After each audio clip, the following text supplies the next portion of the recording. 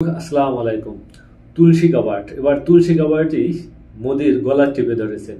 We have evidence of how these electronic voting systems have been vulnerable to hackers for a very long time.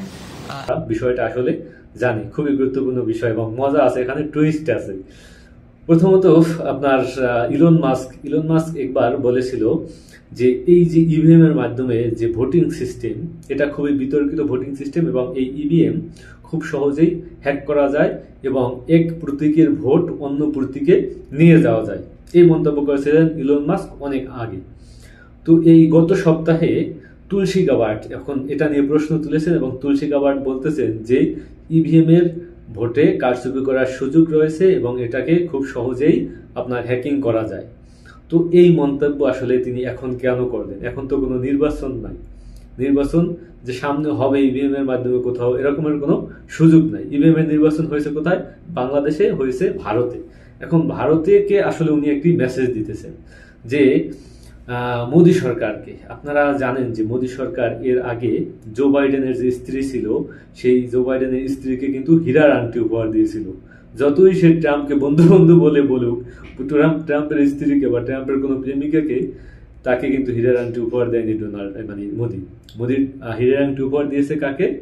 আপনার জো বাইডেনের স্ত্রীকে। এবং দীর্ঘদিন যাবৎ তিনি রাশিয়ার সাথে সুসম্পর্ক গড়ে তুলেছেন এবং যে সুসম্পর্ক গড়ে তুলেছেন বিষয়টা এমনই না, তিনি রাশিয়ার সাথে বিভিন্ন রকমের সামরিক অস্ত্র তৈরির চুক্তিও করেছেন। তো এই জিনিসগুলো আসলে আমেরিকা এখন ভালো করে দেখতেছেন না, ভালো করে নিতে পারতেছে না। আমেরিকা বলতেছে ব্যবসা করবা আমি, তোমার কাছে অস্ত্র বিক্রি করবো আমি, টাকা দরকার আমার, তুমি রাশিয়ার সাথে চুক্তি করো, এটা কোনোভাবেই মানিয়ে নেওয়া যাবে না। আপনারা জানেন যে ইতিমধ্যে আমেরিকার কিন্তু 14টি বিমান কেনার প্রস্তাব দিয়েছে মোদির উপর চাপিয়ে দেওয়া হইতেছে। যেই বিমান এখন বিভিন্নভাবে বিতর্কিত, যেই বিমান পৃথিবীর কোনো রাষ্ট্র কিনে না, কারণ এই বিমানে বিভিন্নভাবে ত্রুটি দেখা দিয়েছে, বিভিন্ন সময় এই বিমান বিধ্বস্ত হয়েছে।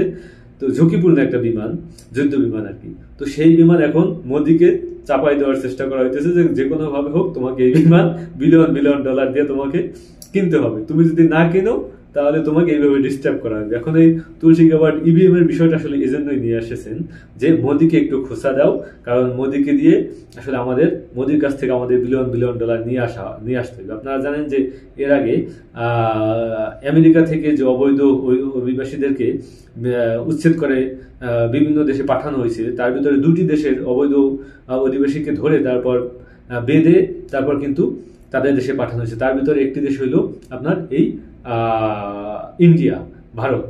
তো ভারতের সাথে বন্ধুত্ব বলে তারপর ভারতেরই নাগরিককে তাদেরকে বেঁধে তারপর খাবার দাবার না দিয়ে কিন্তু বিমানে উঠিয়ে, তাও আবার যুদ্ধ বিমানে উঠিয়ে তারপর কিন্তু পাঠিয়ে দিয়েছিল ভারতে।